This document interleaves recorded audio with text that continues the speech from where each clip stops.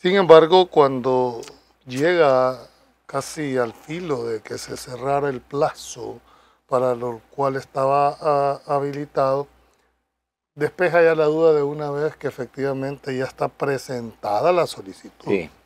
Todavía no media una inscripción porque los magistrados, me imagino, han de estar haciendo todo el análisis para fundamentar cualquiera de las decisiones que puedan tomar. Como posibilidad existe la no inscripción. Sí. Como posibilidad. Ahora, cualquiera que vaya a hacer la decisión que tome el colegiado deberá estar razonada de una manera muy explícita para no vulnerar los conceptos contenidos en la sentencia que dio mérito para la habilitación del... Sí, usted ha dicho hasta la saciedad, sí, pues, sí. A mí, en lo particular, siempre lo había entendido que estaba prohibido la reelección inmediata. Así la había, al grado tal de que necesitó una interpretación, de las cuales nunca he compartido como abogado, pero esa ha sido la línea jurisprudencial de todas las salas de lo constitucional, de considerarse el máximo intérprete de una constitución. Y lo que nos toca aquí es no lo que yo quiero ni lo que yo creo, claro, es enjuiciar la decisión que tomó en este momento la sala de lo constitucional, y esa es lo que habilita la inscripción para quitar uno de los requisitos, que es no haberse desempeñado como presidente en el periodo inmediato anterior. Esa palabrita fue la que nos complicó toda la existencia, de decir cuál es el concepto, cuál es el alcance del periodo inmediato anterior. Y a raíz de eso hubo necesidad de que las salas interpretaran cuál era. Una dijeron, mire, es el de, en este caso sería el actual. Otros dijeron, mire, no, son 5 años, y cuando le tocó al presidente Saca fueron 10. Entonces, esta fue la última decisión que se tuvo, y ahora estos nuevos magistrados de la Sala de lo Constitucional cambió la correlación, cambian su línea jurisprudencial y dijeron, no, mire, todo lo que los otros habían hecho, nosotros no lo compartimos y creemos que el periodo inmediato anterior es el de Sánchez Serén. Por lo tanto, está habilitada esta candidatura. ¿Y esos actos son válidos? Mientras no se declare inconstitucional esta... porque hay una tesis muy fuerte que te dice de que estas son magistrados, son... espurios, son usurpadores, sí, son ilegales. Pero mientras alguien no impugnen el nombramiento de ellos, o mejor el decreto de inconstitucionalidad por no haberse seguido los procedimientos a juicio de los que lo pidan, pues mientras eso no se dé, continúan la calidad. Si estos magistrados no solo han resuelto el caso del presidente actual, ya aplicaron justicia. Han aplicado justicia en amparos, han aplicado justicia en habeas corpus, sí, y entonces en inconstitucionalidad de leyes. Sí. Al margen de cualquier interpretación que pudiera darse, si la Asamblea aplicó de manera directa la Constitución en ausencia de no existir las causales para destituir a los magistrados, hacen el acto y duermen y nombran a los 5 magistrados que les hacía falta de la sala. El órgano judicial se está compuesto por la sala de lo civil, penal, administrativo y constitucional. Pero el máximo tribunal son los 15 magistrados, que es lo que se conoce como Corte Plena, y es un tribunal ocasional, es decir, que se constituye en el momentito en que están los 15 de las diferentes salas. Ahí dejan de ser magistrados de la sala y se convierten en Corte Plena. Una vez termina la corte, cada quien regresa. Ese, para mí, es el máximo tribunal de este país. ¿Quién convoca a Corte Plena? Convoca el presidente de la Corte, que ese era el que habían nombrado. Citan a una Corte Plena y quien legitima, dijéramos, esa actuación son los 10 magistrados restantes. Al margen de lo que yo pueda creer o usted puede interpretar, sí, si esos 10 magistrados hubiesen interpretado de que el acto que estaba convocando no tenía la legalidad, pues yo si hubiera sido magistrado y consideraba que esa persona no estaba legítimamente, pues no hubiera ido. Y, sí, no, ¿cómo? y no se conforma corte plena. No se celebra corte plena. Es decir, si los 10 magistrados, es decir, que están obligados a conocer la norma, dicen, bueno, ok, nos están convocando, van y hacen corte plena, pues debemos decir que es en el término típico, hay un reconocimiento tácito en cuanto al origen de la legitimidad. Por eso es que es muy difícil poder votar el tema directamente de reconocimiento cuando los otros 10 magistrados le dieron el aval a constituirse en corte. Yo no lo interpreto de esa manera. Ajá, a ver. Él dice si hay un miedo en el Pero tribunal. La pregunta es directa, doctor. Le dice, ¿hay miedo en el Tribunal Supremo Electoral? Sí, bueno, pero está hablando por él, porque después escuchas al otro magistrado y dice, bueno, yo por lo menos yo no he sentido miedo para entonces tener dos posiciones. Una, pero al final a los que habría que ver es el resultado final de las decisiones, si esas se toman por miedo. Va a ser difícil entrar a saber si la tomas con miedo o no. Sin embargo, te vuelvo a decir, para ser magistrado, Natán, se necesita tener un talante, se necesita tener un porte, como dicen, ¿verdad? Para tomar decisiones. Si es que ser funcionario de ese nivel lleva implícito Pero es que cuando tú tomas las decisiones basado en la ley, ¿por qué vas a tener miedo? Es correcto, es correcto. Que en realidad no veo yo cuál es el miedo que se puede... Por supuesto que hay un miedo natural en sentirse y sobre todo, ahí estuvieron diciendo de que modificaron la ley para meter preso a los del tribunal que no lo hicieran.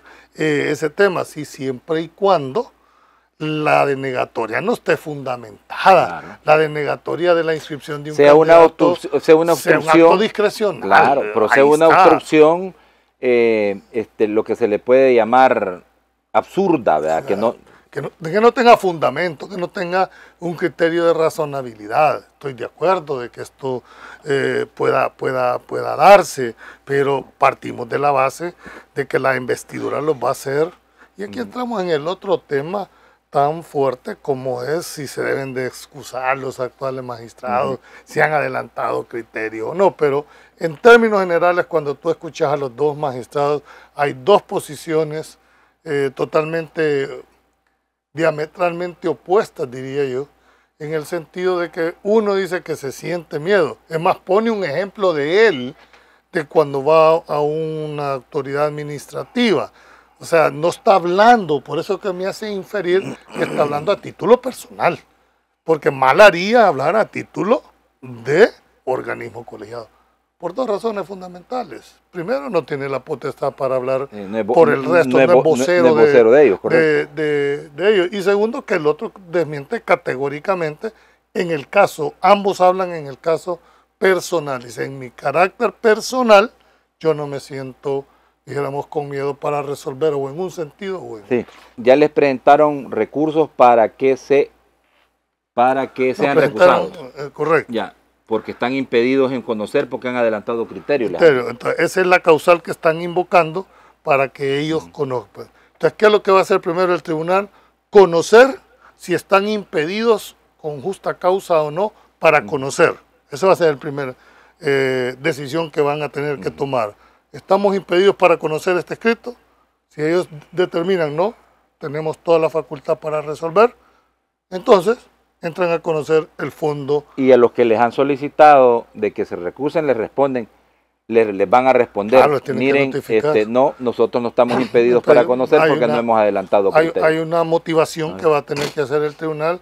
Yo te decía la vez pasada, la característica de ese tribunal, que los 5 son abogados. Claro. Es decir, conocen perfectamente el procedimiento, conocen perfectamente las dos peticiones que le han hecho. A propuestas de los partidos políticos, como está la ley, doctor, porque lo he escuchado hablar mucho de esto, de que son abogados, no necesariamente tienen que ser abogados los magistrados. No, la conformación no es un actual requisito del tribunal es que la presidencia se la otorgan al partido que gana la elección presidencial. Exacto. El segundo en ese, y vienen dos, que es el candado, dijéramos, que viene de la Corte Suprema de Justicia. Mantienen la formación de cuidarse entre ellos mismos, pero además le dan 2 votos. ¿Cuál es la finalidad de esto, Natán? Y eso para que la población lo entienda. Esa conformación de partidaria e institucional es porque para tomar decisiones de mayoría calificada siempre tiene que contar con un voto más, además de los partidos. Vaya, y fíjese que el tema es, y aquí esto es la almendra del asunto, de esto quiero una opinión suya, estrictamente jurídica y técnica, porque el magistrado Guillermo Wellman dijo la semana pasada, nosotros lo entrevistamos, y dijo, fíjense que dicen que yo he adelantado criterios por decirles de que las resoluciones de la Sala de lo Constitucional se cumplen, y no eso nos viene, eso nos han venido diciendo desde hace tiempo, pues. Los partidos políticos aceptaron, dijo, una serie de interpretaciones de la Constitución que hicieron salas anteriores no solo las aceptaron, sino que las hicieron ley de la República. Entonces, ese acto per se de decir, cuando se les pregunta, mire, pero es que las resoluciones de los tribunales son de estricto cumplimiento. Por eso dicen que hay adelantado criterio, es lo que dice Guillermo Wellman. Lo que pasa es que los que cuestionan esa posición te dicen que hay una ilegitimidad de origen de la sala. Al haber una ilegitimidad de origen, por lo tanto lo que emane de esta no es constitucionalmente. Así es, también, eso lo han planteado, sí. Lo han planteado, ya quedamos claros de que mientras no se declare... Pero usted ya explicó que mientras otra autoridad, o ellos mismos dicen, no, miren... Cuando se declaró, creo que fue en la sala del 2009, que también les impugnaron su nombramiento, ¿verdad? Les presentaron un escrito de recusación y ellos dijeron que no, que ellos lo iban a conocer. Es decir, se volvieron, en mi criterio, juez y parte, pero al final lo conocieron. Sí, porque es que me imagino que el escrito que yo no lo conozco, pues, pero el escrito que han presentado los candidatos tendrán que revisar los requisitos constitucionales, si lo cumplen o no lo cumplen. Y en el caso del presidente, del ciudadano presidente que va a una inscripción, va a ser interesante. Lo que sí te puedo decir, que si deciden inscribirlo, creo que no va a ser una simple decisión de decir inscríbase, ¿verdad? Va a haber toda una, yo le llamo a esto, voto razonado explicativo. O sea, que van a razonar y van a fundamentar la decisión. Bueno, eso esperaría yo, ¿verdad? Porque los magistrados tienen que estar conscientes que más adelante los van a tener sentados enjuiciándolos, ya sea a través de la sociedad de cualquiera, de cuál fue la causa, razón, motivo o circunstancia que los hizo resolver de esa manera. Por lo tanto, en la fundamentación que den va a ser vital. Y creo yo que el voto razonado, explicativo, puede develar de una manera, y mire cómo se lo estoy diciendo este día, con ese nombre y apellido.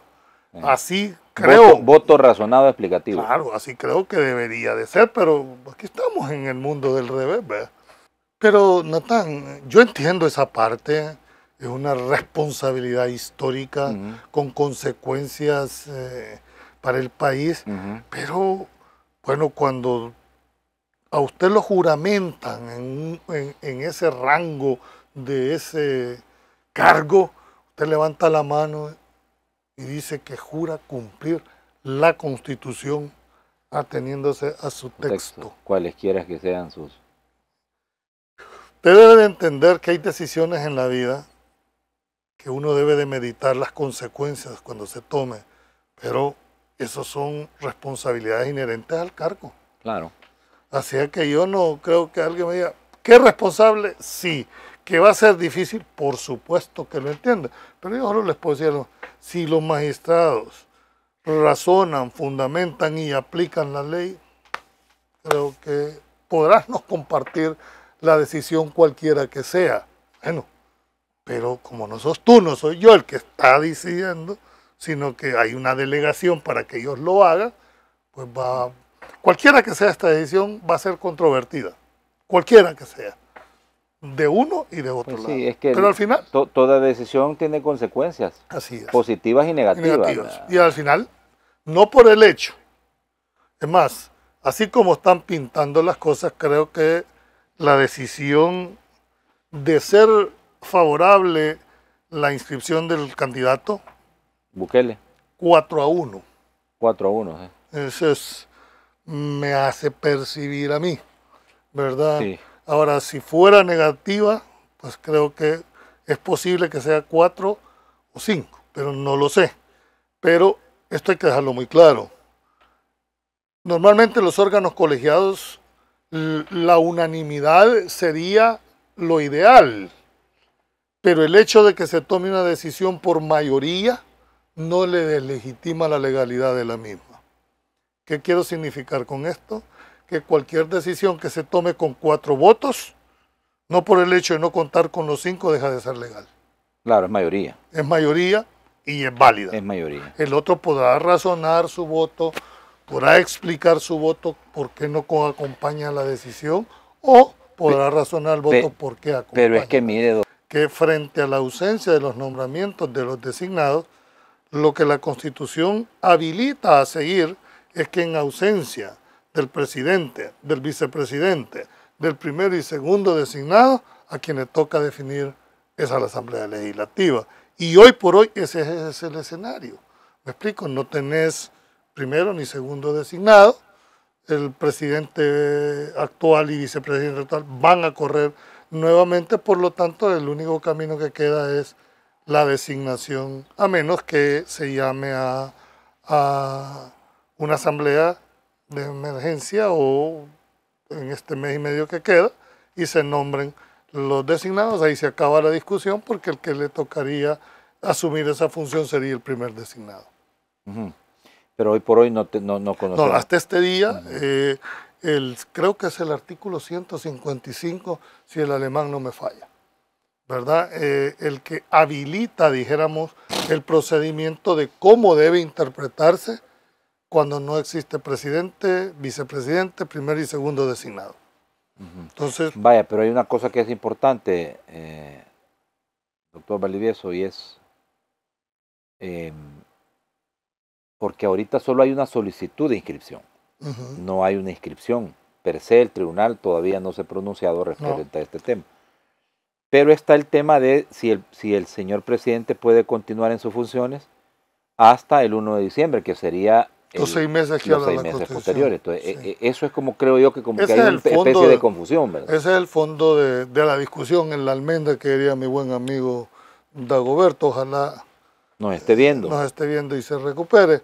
Creo que ese limbo que está ahí, si te vas exegéticamente a lo que establece la sentencia, habla de un permiso, ¿verdad?